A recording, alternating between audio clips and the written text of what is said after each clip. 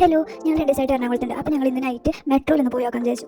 ഞാൻ മുന്നേ പോയിട്ടുണ്ട് കേട്ടോ മെട്രോയിൽ. അപ്പോൾ ഞങ്ങളിതേ പോയിക്കൊണ്ടിരിക്കുകയാണ്. ഇപ്പോൾ ഞങ്ങൾ പോകുന്നത് എസ് എൻ ജംഗ്ഷനിലേക്കാണ്. എസ് എൻ ജംഗ്ഷനിൽ ചെന്നിട്ട് അവിടെ നിന്ന് പാലാരിവട്ടത്ത് പോയി ഇറങ്ങാമെന്ന് വിചാരിച്ചിട്ടാണ്. അപ്പോൾ ഞങ്ങൾ ഇവിടെ എസ് എൻ ജംഗ്ഷനെത്തി ഞങ്ങൾ ഉള്ളിലേക്ക് കയറാൻ വേണ്ടിയിട്ട് പോവുകയാണ്. അപ്പോൾ ആരെങ്കിലും മെട്രോയിൽ കയറാത്തവരുണ്ടെങ്കിൽ ഒന്ന് എക്സ്പീരിയൻസ് ചെയ്യണ്ട. അങ്ങനെ ഞങ്ങൾ ഉള്ളിൽ കയറിയിട്ട് പാലാരിവട്ടത്തേക്ക് ടിക്കറ്റ് എടുത്തു.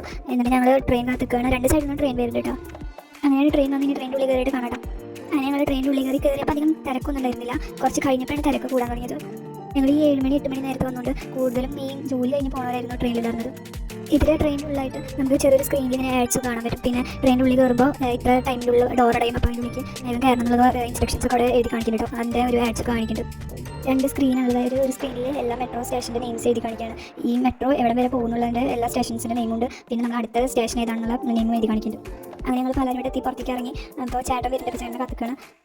അവിടെ നിന്ന് ഇറങ്ങി നേരെ പോയത് എറണാകുളത്ത് തന്നെ ഡ്രീം പറഞ്ഞിട്ടുള്ള ഒരു മന്തി ഹോട്ടലിലേക്കാണ്. അവിടെ പോയി മന്തി കഴിച്ച് നേരെ വീട്ടിൽ പോയി ഞങ്ങൾ. Okay, by.